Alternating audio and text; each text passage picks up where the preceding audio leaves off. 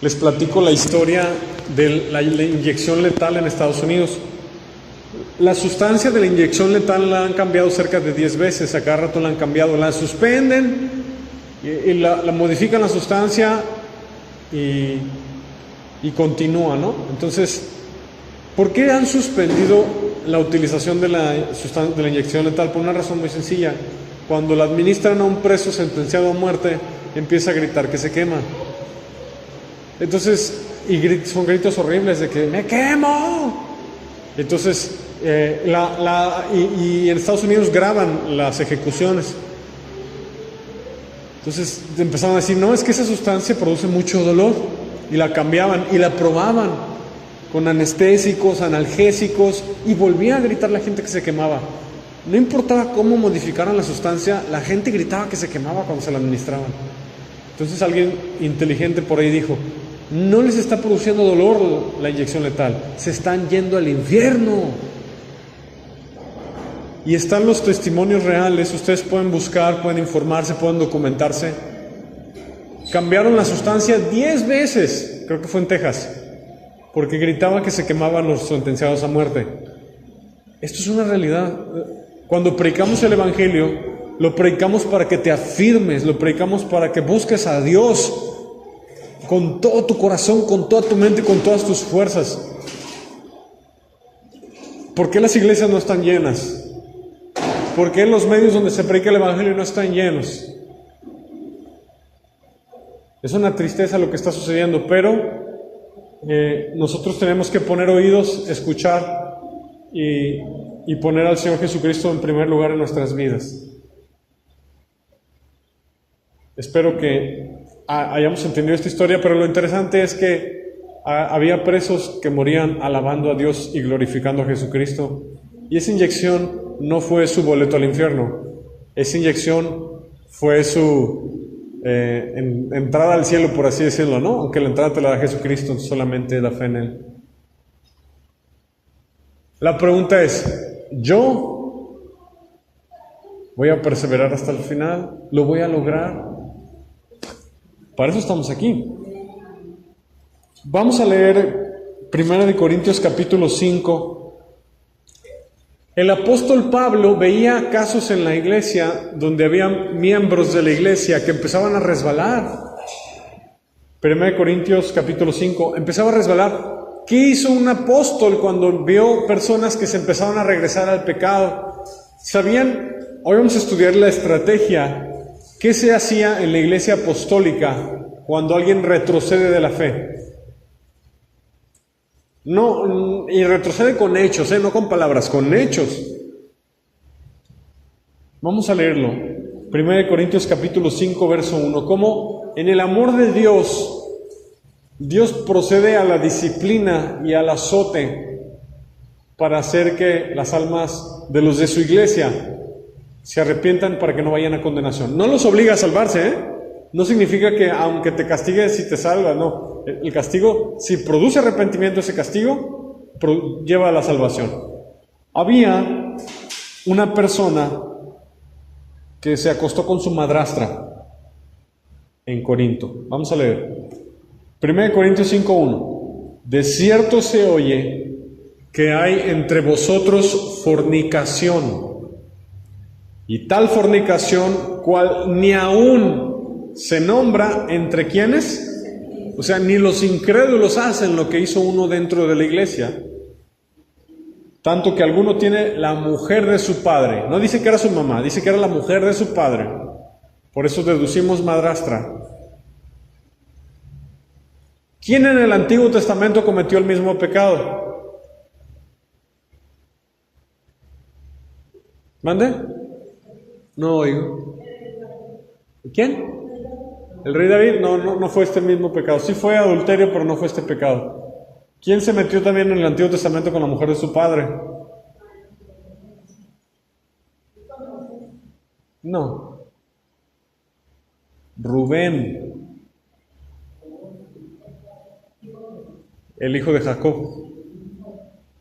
Rubén, el hijo de Jacob, se fue con una de las concubinas de su papá. Por eso perdió la primogenitura.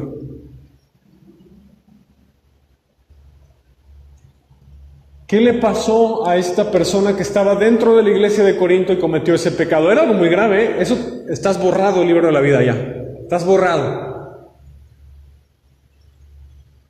¿Qué va a hacer el apóstol Pablo? Y el apóstol Pablo, tenía que hacer algo. 1, sacarlo de la iglesia. Y 2, utilizar la autoridad apostólica que Jesucristo le había dado. Porque esa alma no se podía perder. Y aparte, si no lo expulsaban, se iba a contaminar la iglesia. Dice, verso 2, vosotros estáis envanecidos. O sea, la iglesia no hizo nada. El apóstol tuvo que intervenir. Pero el apóstol Pablo no estaba ahí, con ellos. Estaba en otra ciudad. ¿No debieras más bien haberos lamentado para que fuese quitado de en medio de vosotros el que cometió tal acción? La iglesia debe de soportar a los pecadores todo el tiempo, no debe expulsarlos si no se arrepienten. Pero a este hombre no le dieron ni la oportunidad de arrepentirse, porque hizo algo abominable. ¿Se fijan la frase, fuese quitado de en medio de ustedes? Lo dejaron ahí. La iglesia sí es un hospital de pecadores, sí es un lugar para restauración, rehabilitación, para que Cristo sea formado en nosotros. Pero hay pecados que la Biblia les llama pecados de muerte. Verso 3. Ciertamente yo como ausente en cuerpo. ¿El apóstol Pablo estaba en Corinto en ese momento? Dice que estaba ausente en cuerpo, estaba en otro lugar, estaba en otra ciudad. Hay que leerlo despacito el verso 3. Ciertamente yo ausente en cuerpo, pero presente ¿en dónde? En espíritu. Al apóstol se le había dado la capacidad por el Espíritu Santo de, mediante profecía, revelación, no sé cómo lo queramos llamar, conocer el buen orden de la iglesia y el estado espiritual de cada persona.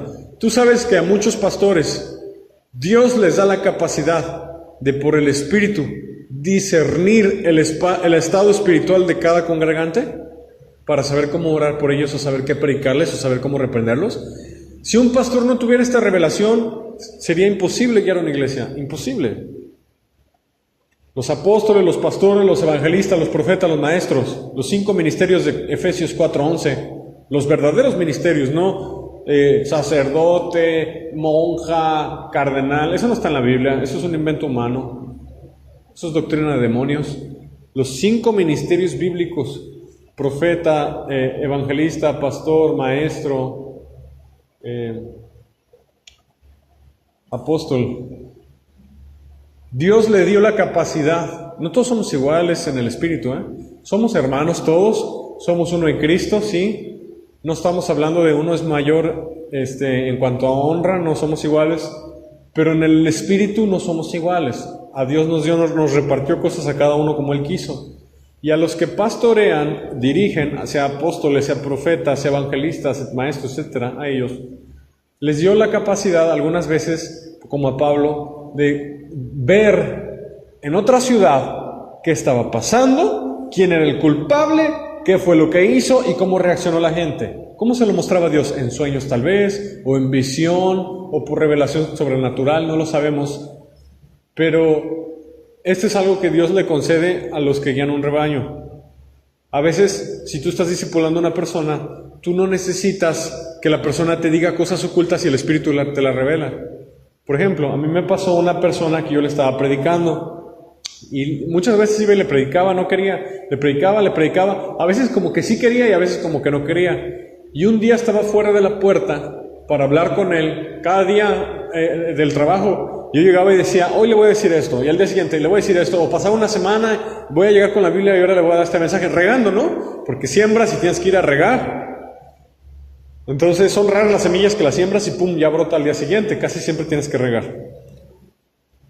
Iba a abrir la puerta de donde yo estaba trabajando y el Espíritu Santo me habló, me dijo, Él ya decidió en su corazón no escuchar mi palabra. O sea, me estaba diciendo, ni le hables más. ya decidió no convertirse. Y yo vi su pensamiento. Vete. Eso me dijo.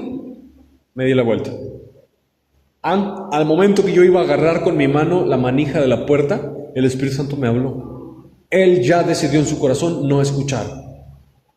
O sea, me está diciendo, ni desgastes tu saliva. Sacúdete el pie. Tu polvo, tu polvo que se me pegó, me lo sacudo. Pero eso fue por revelación, no fue porque yo lo pensé. De hecho, yo pensaba llevarle un estudio y me frenó. Entendí perfectamente lo que el apóstol Pablo decía cuando le fue impedido por el Espíritu predicar el Evangelio en Asia, etcétera, ¿no? ¿Por qué? Porque Dios no quería que se les predicara, ellos no, porque Dios conoce sus corazones y sabe que no se van a arrepentir y sabe que no quieren nada. El apóstol podía ver. Mucha gente cree que puede ir a la iglesia y estar oculto, y no.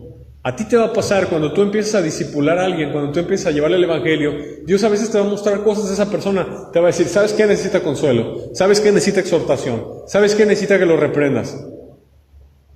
Sobre todo los que están en algún ministerio y ministran el Evangelio de Jesús a muchas personas, ellos saben cómo a veces el Espíritu Santo, a mí me ha pasado, o a cualquier otra persona le ha pasado, a ustedes quizá, que el Espíritu Santo te llena y te da palabra para llevar, y a veces no te da nada de palabra y es forzado. Cuando es forzado es que Dios no te está respaldando. Y no es que no te esté respaldando por ti, que estés haciendo las cosas mal tú, no, es por ellos.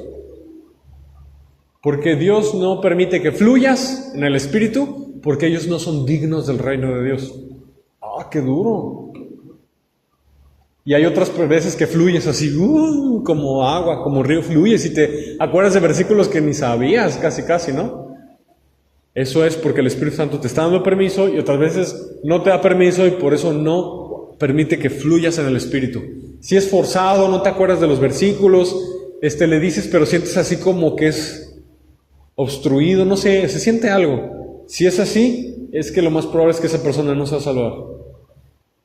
Y no te están respaldando porque, como no tiene fe, no tiene arrepentimiento, no tiene hambre, no vas a fluir en el Espíritu. Y ese don puede ser así pequeño o puede ser más grande. El apóstol Pablo lo tenía bien agudizado ese don. Es un don de discernimiento, revelación sobrenatural, palabra de ciencia, palabra de sabiduría. Vamos a ver en el verso 3. Dice, ciertamente yo, o sea, el apóstol Pablo está hablando, como ausente en cuerpo, pero presente ¿en dónde? En espíritu. Cuando tú estás orando por alguien, tú estás presente en espíritu. ¿Ok? Dice, ya como presente, o repite que está presente otra vez, he juzgado al que tal cosa ha hecho. ¿Lo juzgó el apóstol? Sí, lo juzgó. Pregunta, ¿se puede juzgar o no se puede juzgar? Si es con justo juicio, sí se puede juzgar. ¿El apóstol Pablo estaba juzgando con justo juicio?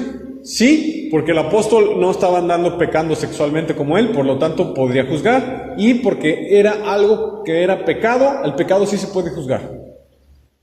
Jesús enseñó que tú no puedes quitar una paja si traes una viga. El requisito para poder juzgar es que tú no estés pecando igual. Pero Jesús fue el que enseñó, juzgad con justo juicio. Si juzgas, ok, juzga. Jesús no prohibió juzgar. Él dijo, sí juzguen, pero con justo juicio. Y mira que si juzgas, a ti también te van a juzgar y que no seas culpado de lo mismo. ¿Ok? Y el apóstol juzgó. ¿Cómo lo juzgó?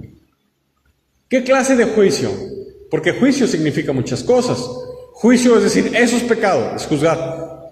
Pero el juicio bíblico va más allá que señalar un pecado. El juicio bíblico es efectuar una sentencia en el mundo espiritual para que se cumpla en el mundo físico. Yo les he dicho y les repito, cuando tú oras porque Dios te dijo algo, tú estás frenando o acelerando algo en el mundo espiritual porque primero ocurre en el espíritu y después ocurre en lo natural.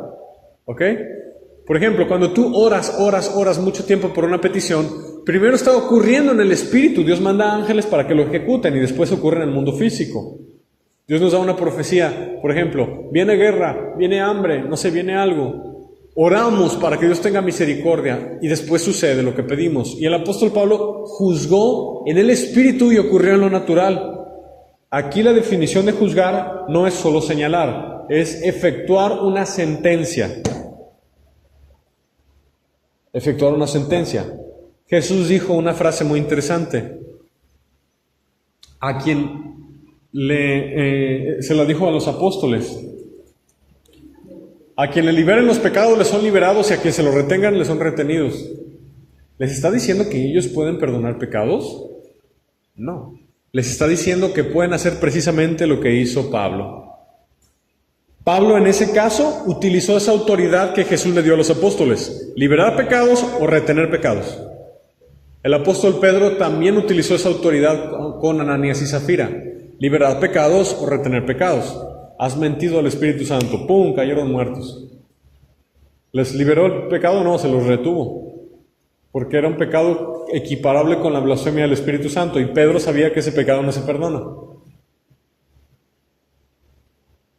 Una cosa es que mientas a los hombres y otra cosa es que mientas a Dios. Y Pablo supo que ese pecado sí tenía restauración, pero que era un pecado tan grave que la disciplina por ese pecado debía ser la muerte.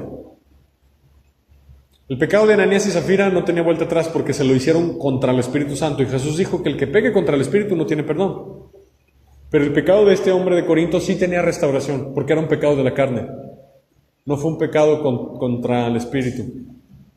Pero la disciplina era: te tienes que morir ya.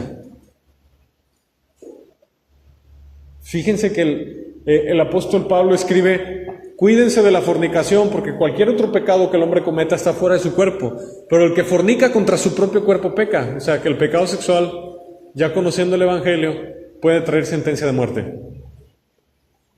¿Qué fue lo que sucedió? Fíjense, el Evangelio es poder de Dios, el Evangelio no son palabras. El Evangelio es poder. Vean lo que hizo el apóstol Pablo, hizo lo que Jesús dijo. En el nombre de nuestro Señor Jesucristo, o sea, utilizó el nombre de Jesús. En el nombre de nuestro Señor Jesucristo, reunidos vosotros y mi espíritu, con el poder de nuestro Señor Jesucristo. Está a punto de desenvainar la espada de Pablo, En el nombre de nuestro Señor Jesucristo, reunidos ustedes y mi espíritu, en el poder del Señor Jesucristo, que dijo: el tal sea entregado a Satanás para destrucción de la carne, a fin de que el espíritu sea salvo en el día del Señor Jesús. ¿Qué hizo? Satanás: cómetelo, pero su cuerpo, su alma no. Cáncer, lupus, no sé qué le cayó inmediatamente. ¡Ras! Se quitó la protección sobre su cuerpo para que el diablo tuviera permiso para matarlo con alguna enfermedad. ¿Esa autoridad tiene el cuerpo de Cristo? Sí la tiene. ¿Se acuerdan cuando el Señor Jesús dijo: todo lo que atareis en la tierra será atado en los cielos, y todo lo que desatareis en la tierra será desatado en los cielos? Porque cuando 2 o 3 se ponen de acuerdo para pedirme algo, yo lo hago. Está hablando de eso. Desató Pablo algo en la tierra y se desató en el cielo. Jesús lo enseñó. ¿Qué desató? Desató a un perro rabioso llamado diablo. ¿Y por qué lo desató? Para castigar a un pecador. Y se puso de acuerdo con la iglesia para tomar esa autoridad, porque Pablo sabía lo siguiente: que ese hombre iba a pedir perdón, iba a volver a pecar. Iba a pedir perdón, iba a volver a pecar. Iba a pedir perdón, iba a volver a pecar. Quizá hay mucha gente que está escuchando este mensaje que no puede dejar algún pecado. Y si no puedes dejar algún pecado, cuídate que no te suceda esto, que Dios te mate para que te salves. Porque si no te mata, no te salvas. Porque quieres, pero no puedes. Ahí entran las drogas, Y créanme que Dios lo ha hecho. El pecado del abuso de la cena del Señor, no discernir el cuerpo y la sangre. Mucha gente ha muerto de cáncer. Los pastores no le explican. ¿Sabían ustedes que hay iglesias en Guadalajara que hay plagas de cáncer? ¿Plagas de cáncer?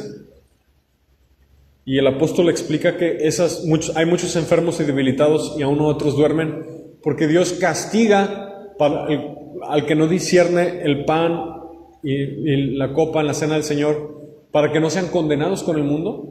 O sea que hay gente que Dios literalmente tiene que matar su cuerpo porque si no, no van a poder arrepentirse. Sí quieren, pero no pueden. Entonces, ¿qué dice la Biblia? Que si quieres amar la vida y ver días buenos, dice, refrena tu lengua del mal, apártate del mal y haz el bien. Qué caso tan drástico, ¿no? Que el apóstol Pablo, vamos a volver a leer el verso 5. Quiero que lo leas conmigo. El tal sea entregado ¿a quién? ¿Para destrucción de qué? A fin de que el espíritu sea salvo en el día del Señor Jesús. O sea, que la única forma que ese hombre se iba a salvar era que lo maten ya. Se acabó su vida. Eso es precisamente lo que dice la Biblia, de que el que peca un pecado sexual contra su propio cuerpo peca. O sea, va a destruir su cuerpo. Pero ¿por qué? Yo repito, el cáncer, el SIDA, las enfermedades degenerativas lentas son misericordia de Dios para llevar al arrepentimiento. Porque hay gente que se muere de golpe, ni le dan chance. Y esa es una enfermedad que te da mucho tiempo para ponerte a cuentas con Dios. ¿Por qué estamos hablando esto? Porque este mensaje es para recordarle a mucha gente que va a escuchar este mensaje que la iglesia de Dios tiene que ser santa. Y hay dos opciones. Si una persona no quiere ser santa, la borran del libro de la vida y termina perdiéndose, se va al infierno, retrocede. O la otra opción es que sí se quiere arrepentir pero no puede, pues Dios te va a tener que disciplinar con una disciplina muy fuerte porque no tiene la capacidad de arrepentirte. Y es que no hay excusa, porque la Biblia dice en Romanos capítulo 6 que Jesús en la cruz destruyó el cuerpo de pecado y que el pecado no se enseñoreará de nosotros porque no estamos bajo la ley sino bajo la gracia, y que por el Espíritu podemos terminar con las obras de la carne. Quiere decir que no hay droga, no hay vicio, no hay cadena de pecado de Satanás que te pueda encadenar a un pecado y no pueda salir. No hay excusa. Jesús destruyó al pecado, el cuerpo de pecado en la cruz. Ya no te va a dominar. Puedes leer Romanos 6. Y por el Espíritu Santo puedes ser libre. Pero ni aún conociendo esa verdad la gente es libre porque no lucha. A ellos es a los que les puede caer disciplina. Y la iglesia puede usar esa herramienta. Es una herramienta muy dura, pero la puede usar la iglesia. Un miembro que no se endereza, ok. En el nombre de Jesús, toda la iglesia reunida, desatamos esa para que se arrepienta, su carne sea destruida, pero que su espíritu se salve. ¡Qué duro! La iglesia apostólica era una iglesia de autoridad, era una iglesia donde la gente venía con temor, era una iglesia donde la gente no hacía lo que quería. ¿Y cuánta gente de sana doctrina no anhelamos que se regrese al tiempo apostólico? Porque ahorita es un desorden. Que se regrese al tiempo apostólico, donde caían muertos los que blasfemaban contra el Espíritu Santo, donde caía juicio de Dios a los que querían pecar y seguir en la iglesia. La iglesia andaba en temor, pero era salva. Los de fuera no son salvos. Y el apóstol Pablo les dice en el verso 6 y en el verso 7 algo muy hermoso. Les dice: no es buena vuestra jactancia. Este es un regaño a todos los que son líderes de algún ministerio cristiano y no están haciendo bien las cosas delante de Dios porque no tienen la fuerza de voluntad, etc. Dice: no es buena vuestra jactancia. ¿No saben que un poco de levadura leuda toda la masa? Y esto no solo aplica a la iglesia, aplica a nosotros como personas, que sabemos que algo no anda bien y no tenemos la fuerza para enderezar nuestra vida. Hay muchas personas, por ejemplo, que no diezman, no ofrendan. Ofrendan poquito, pero no diezman. El 10% más la ofrenda de su sueldo no se lo dan a Dios. Eso se llama robar. Y el diezmo es vigente para la iglesia. Es antes de la ley del Moisés, aplicable a la iglesia. Abraham diezmó y Abraham no conocía los 10 mandamientos ni los 613 mandamientos de Moisés. Y ya existía el diezmo, ¿cuánto más ahora? El diezmo no es un mandamiento que esté dentro de algún pacto antiguo o nuevo, es un mandamiento eterno. Y hay mucha gente que no diezma, por avaros, porque piensan que no les alcanza, etcétera, etcétera. O otras personas que no pueden cortar con algún vicio. Otras personas que saben que su vida de oración está mal y no la enderezan. Otras personas que tienen el hábito de mentir y no dejan de mentir. Mentiras pequeñas. Otras personas que dicen groserías y no cortan con las groserías, etcétera, etcétera, ¿no? Entonces, este mensaje es para decir un poco de levadura leuda la masa. Hay que limpiarse de la vieja levadura. Dice el verso 7, limpiaos pues de la vieja levadura, para que seáis nueva masa, sin levadura como sois, porque nuestra Pascua, que es Cristo, ya fue sacrificada por nosotros. Jesús ya murió por nosotros, entonces espera de nosotros que saquemos la levadura. Él eso espera después de que tú crees en Cristo, Él espera que te empieces a limpiar. Nadie va a sacar la levadura de tu vida por ti, nadie lo va a hacer. Él espera que nosotros lo hagamos. Dice, vamos ahora a 1 Corintios capítulo 6.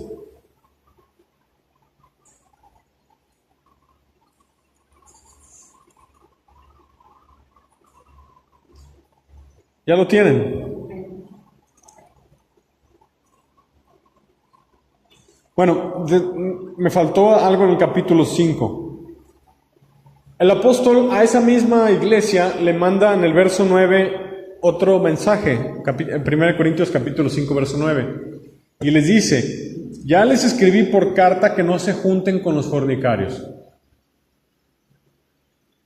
No absolutamente con los fornicarios de este mundo, o con los avaros, o con los ladrones, o con los idólatras, pues en tal caso os sería necesario salir del mundo. La pregunta es, tú como cristiano convives con muchos cristianos. Bueno, se dicen cristianos todos, ¿no? Pero aquí hay un mandamiento a la iglesia, que si tú eres cristiano no te puedes juntar, y eso incluye a que sea tu familia también. No te puedes juntar con alguien que se llame cristiano, que sea fornicario, avaro, idólatra, maldiciente, ladrón, etcétera, etcétera. Le tienes que decir, no me puedo juntar contigo. Te invita a comer, no puedo comer contigo. El apóstol Pablo le está enseñando a la iglesia a separarse de los que se ya hacen llamar cristianos a sí mismos, pero que aún viven en el pecado. Pero vemos que esto se cumple, no se cumple. Y terminan siendo leudados los otros también. Fíjense. Verso 11, más bien os escribí que no se junten con ninguno que llamándose hermano, verso 11, fuere fornicario, o avaro, o idólatra, o maldiciente, o borracho, o ladrón. Con el tal ni aún comáis. Entonces, el Nuevo Testamento presenta un mandamiento de que si tú conoces a alguien que se hace llamar cristiano y no está viviendo conforme al Evangelio, que te separes, aunque sea tu papá. Aunque sea tu mamá, aunque sea tu hermano, tu primo, tu tío, tu vecino, se dice cristiano, pero vive como mundano, dice que no te le acerques, porque tú puedes caer, te pueden ensuciar. Dice, porque ¿qué razón tendría yo para juzgar a los que están afuera? ¿No juzgáis vosotros a los que están dentro? Muchos dicen, solo Dios puede juzgar. No es cierto. La iglesia vamos a juzgar a los ángeles. La iglesia puede juzgar a los de la iglesia. Dice, no juzgáis a los que están dentro. Debe haber un juicio sano. No ser hiperjuzgón, pero sí hay un juicio sano. Porque a los que están fuera, Dios los juzgará. Quitad pues a ese perverso de entre vosotros. Hay un llamamiento de Dios a la iglesia para no convivir con personas que sean cristianas pero no viven el Evangelio. ¿Por qué? ¿Por qué ese mandamiento? Bueno, muy sencillo. Porque si ese mandamiento no se cumple, la levadura se extiende. ¿Por qué creen que la apostasía ha avanzado tanto en la iglesia, en el mundo? ¿Por qué creen que ha avanzado tanto? Ha avanzado porque no la han frenado. ¿Y por qué no la han frenado? Porque no están dispuestos a pagar el precio de vituperio, de rechazo, de soledad quizá. Pero esto siempre fue un mandamiento. Siempre lo fue. Quiero que vayamos ahora sí al capítulo 6. Verso 9 dice, ¿no saben que los injustos no heredarán el reino de Dios? No erréis. Vamos a leerlo. Ni los fornicarios, ni los idólatras, ni los adúlteros, ni los afeminados, ni los que se echan con varones, ni los ladrones, ni los avaros, ni los borrachos, ni los maldicientes, ni los estafadores heredarán el reino de Dios. Ahí está la lista. ¿Y Pablo se la dijo la lista a los incrédulos o se la dijo a los creyentes?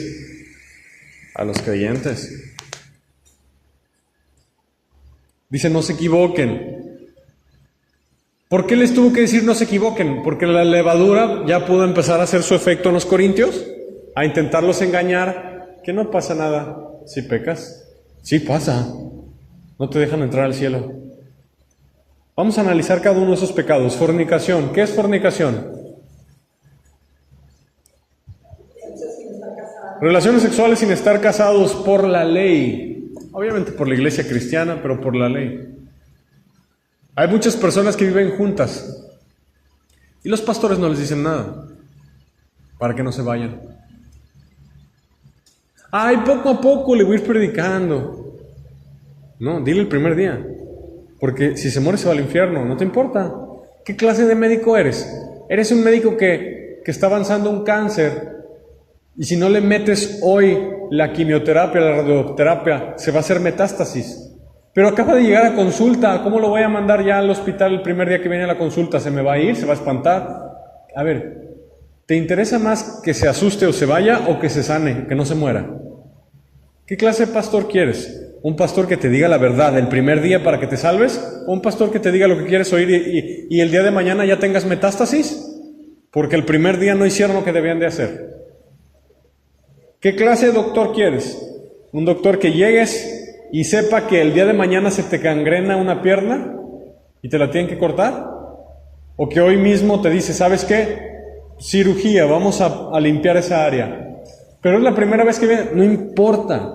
Así la persona que está viviendo con otra persona, no están casados, están viviendo en el mismo techo, no importa que tengan hijos.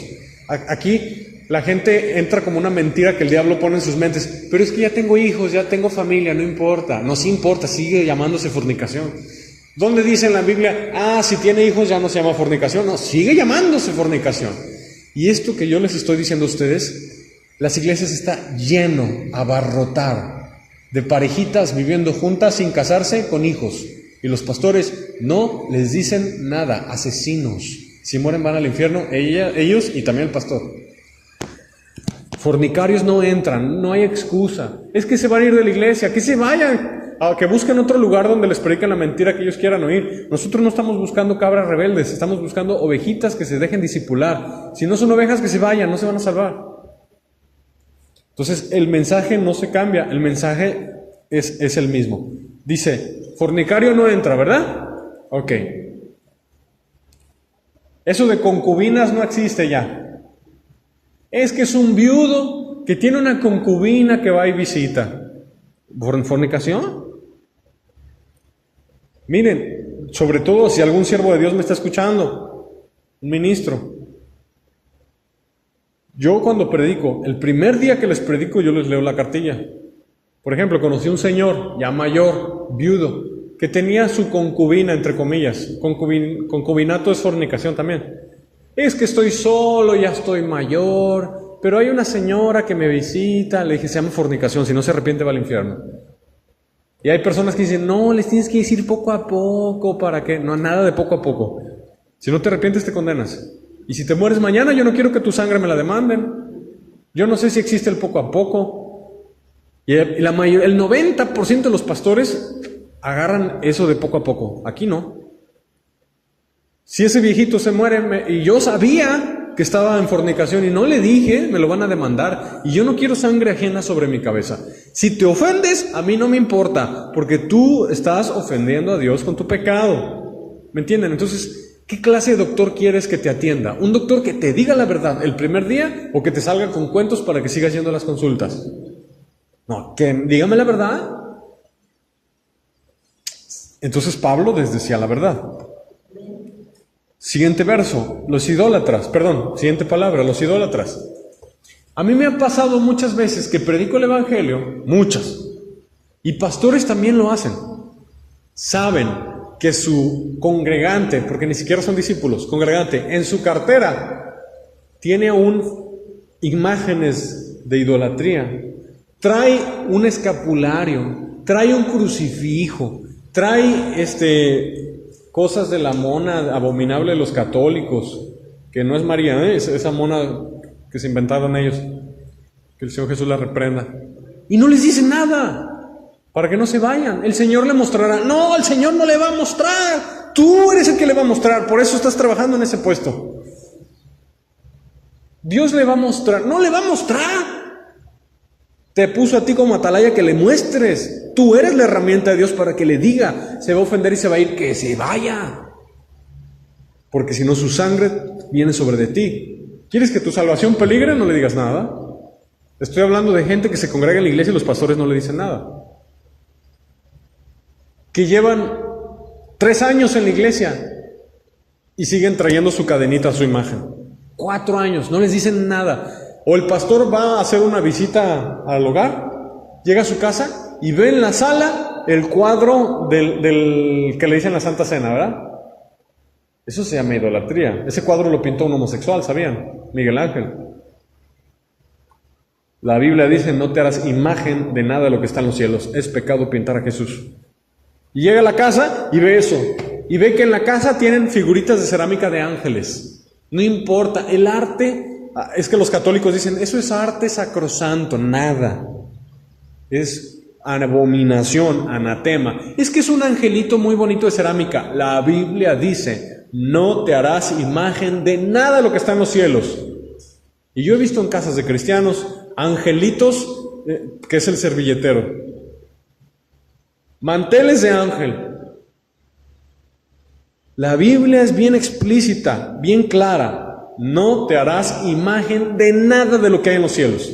Eso incluye tu vajilla, incluye tu closet, incluye todo. Y va el pastor, les realiza la visita a la casa y no les dice nada. No les dice nada. Pasa el tiempo, Dios les va a mostrar. No les va a mostrar, tú les tienes que decir.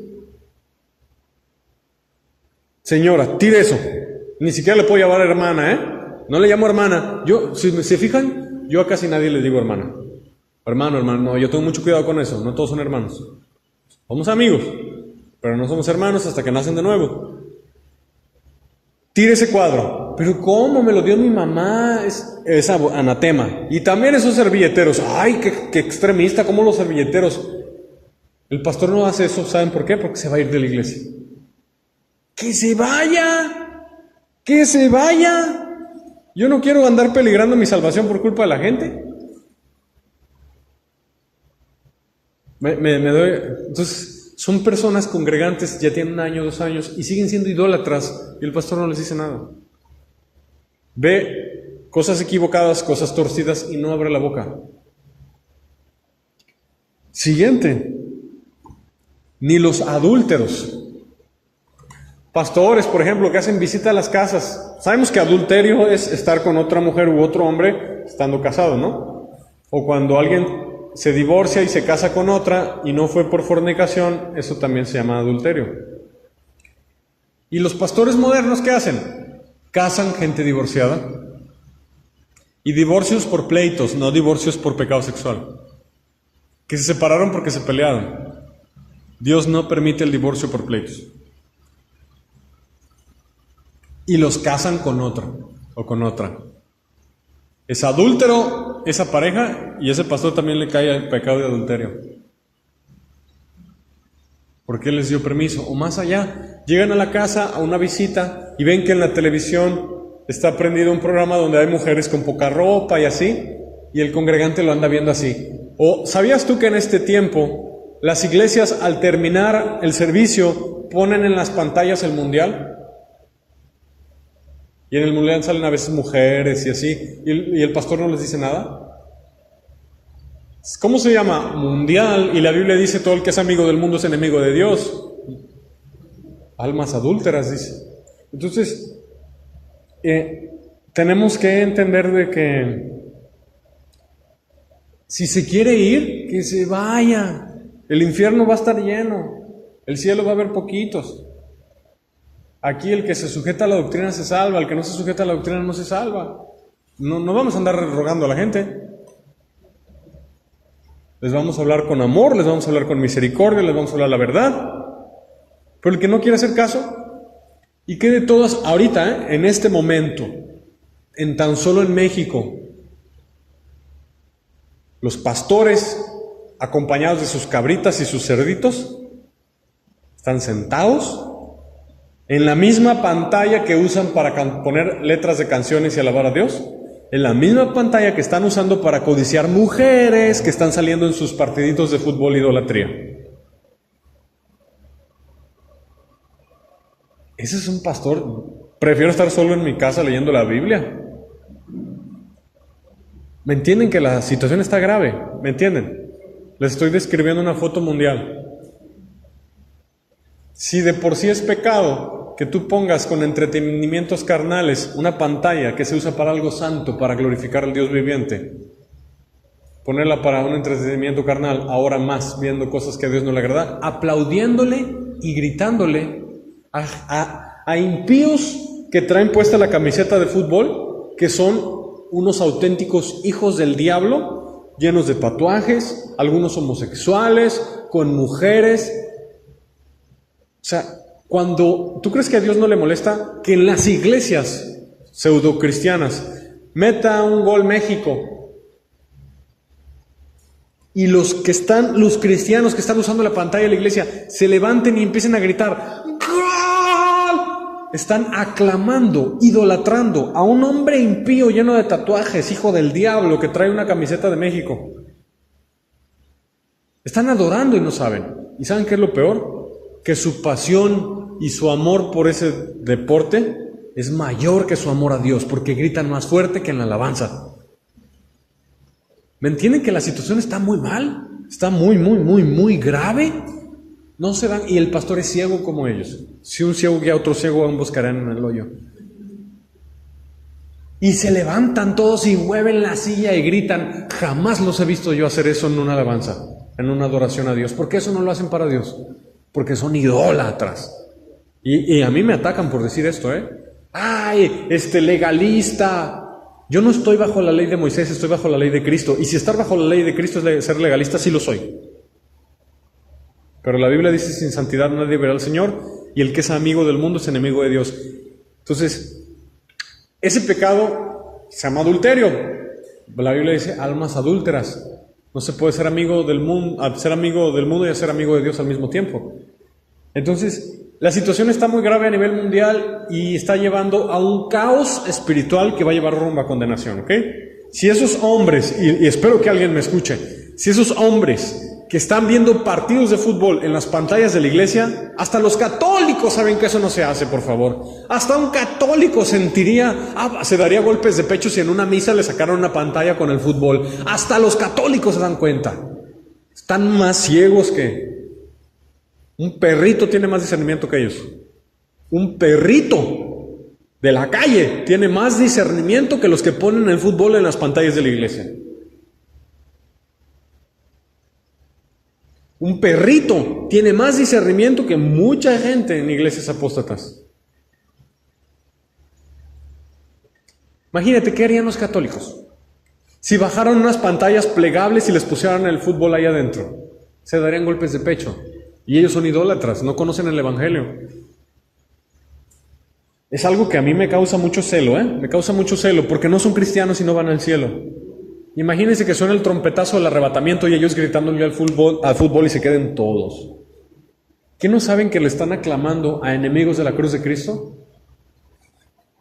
Dice, ni los idólatras, ni los adúlteros, ni los afeminados. ¿A poco no? Los futbolistas de la selección mexicana, la mayoría de ellos son afeminados.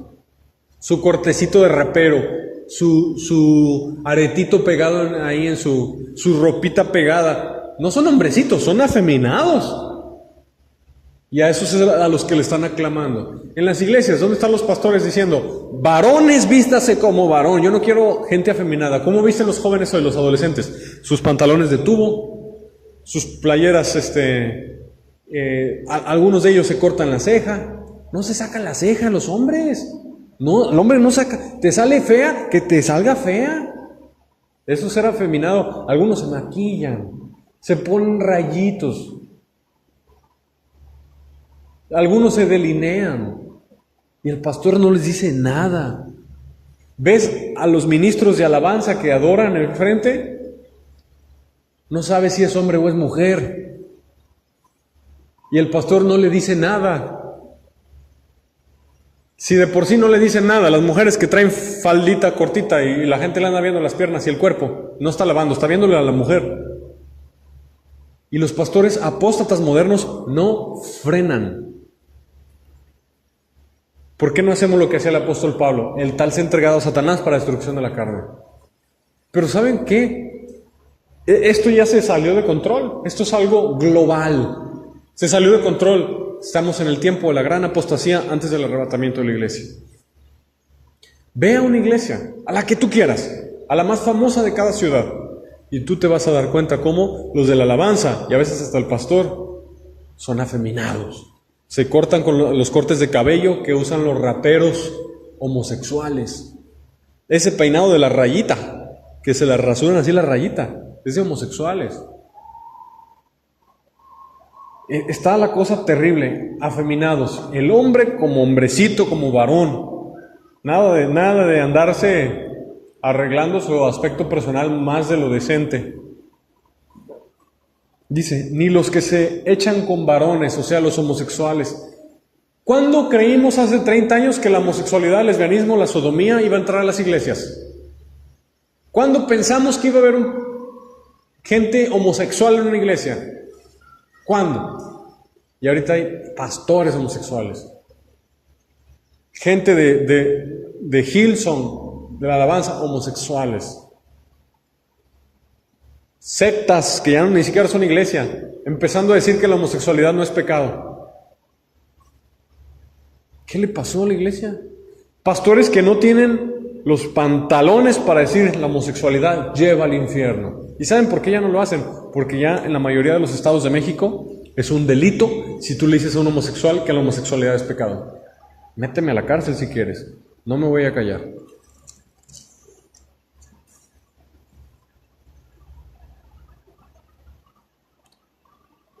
Ni los ladrones. Aquí ya entramos a un punto delicado. Hay muchos hermanos que roban. Obviamente, a veces comprendemos que hay situaciones económicas, comprendemos que a veces se te puede olvidar, lo entendemos perfectamente, pero ahí entra la exhortación, hermano, tienes que pagar. Si se le dice la exhortación y se rehúsa, ahí ya es robo. ¿Cuántos robos no hay en las iglesias? Entre hermanos. Es algo terrible, es un pecado bien grave. ¿Qué más? Dice, ni los avaros.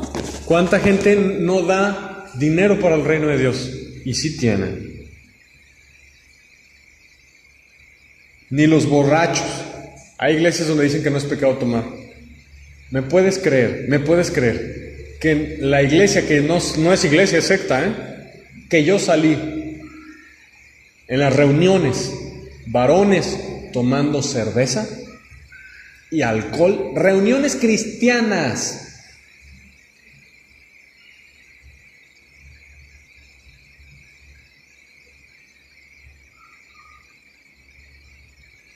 Ni los maldicientes. ¿Cuántos cristianos no dicen groserías y el pastor no les dice nada? O palabras corrompidas. Ni los estafadores heredarán el reino de Dios. Y dice, y esto erais algunos, mas ya habéis sido lavados, ya habéis sido santificados, ya habéis sido justificados en el nombre del Señor Jesús y por el Espíritu de nuestro Dios. Ya con esto termino. Este es un mensaje que nos recuerda que nos tenemos que limpiar. Es un mensaje que nos recuerda que Caminar con Jesús es algo serio, no es un juego. Que nos recuerda que nuestra alma puede sufrir las consecuencias de tomar malas decisiones en la tierra. Y es un mensaje que yo aprovecho para enviarle a muchas personas a través de internet. Que si en su iglesia está pasando algo de lo que acabamos de nombrar, tienen que salir corriendo, ni siquiera se despidan. No tienen que orar para ver cuál es la voluntad de Dios. ¿Me quedo o me voy? Si hacen alguna de estas cosas, créeme, no tienes que orar para preguntarle a Dios que te vayas, porque no te va a decir, porque es obvio que es no. Yo escuché a una persona que le dije, cuando yo salí de un lugar muy grande que decían que la salvación no se pierde, y los varones de la iglesia se emborrachaban en las reuniones, decían groserías, todo lo que estaba aquí lo practicaban. Uno de su alabanza era homosexual y ellos no les importaba. Tienen gente narcotraficante, avara, no les predican que se arrepientan. Yo salí de ahí. Y había un hombre que sí era de oración y de lectura de la Biblia, uno de los poquitos rescatables. Y yo le dije, ¿por qué estás ahí si ves todo eso?